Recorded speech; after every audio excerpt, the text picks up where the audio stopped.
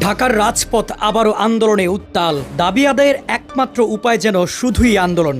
এক এক দিন এক এক দাবি নিয়ে রাস্তায় নামাটাই যেন এখন একটা ট্রেন্ডে পরিণত হয়েছে। একদিকে কাকরাইলের জগন্নাথ বিশ্ববিদ্যালয়ের শিক্ষার্থীরা 4 দফা দাবিতে অবরোধে নেমেছে। আবাসন সংকট, দ্বিতীয় ক্যাম্পাসের প্রতিশ্রুতি সবই এখন বাস্তবায়নের অপেক্ষায়। তাদের পাশে দাঁড়িয়েছে শিক্ষকরাও। আবার অন্যদিকে ঢাকা বিশ্ববিদ্যালয়ের রাজু ভাস্কর্যের পাদদেশে জমছে নতুন দাবি। শিক্ষার্থী সাম্য হত্যার বিচার চাই, উপাচার্য ও প্রক্টরের পদত্যাগ চাই। দক্ষিণ নগর ভবনে নবনির্বাচিত মেয়র ইশরাক হোসেনের শপথ গ্রহণ বিলম্বে ক্ষুব্ধ বিএনপি নেতাকর্মীরা। তার শপথ গ্রহণে এবং দায়িত্ব বুঝিয়ে দিতে দেরি করায় সড়কে নেমে এসেছে হাজারো মানুষ।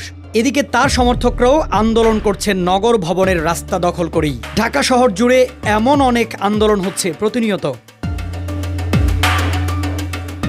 কখনো আন্দোলনকারীরা অবস্থান নিচ্ছে শাহবাগে, আবার কখনো গুলিস্তানের মতো ব্যস্ত জায়গায়। এসবে সাধারণ মানুষের ভোগান্তি তৈরি হচ্ছে। রাস্তা বন্ধ থাকায় জ্যামের ফাঁদে পড়ছেন অফিসগামীরা। এইসব আন্দোলনে অচল হয়ে পড়ছে রাজধানী। যানজটে নাকাল জনজীবন, দিশেহারা পথচারী।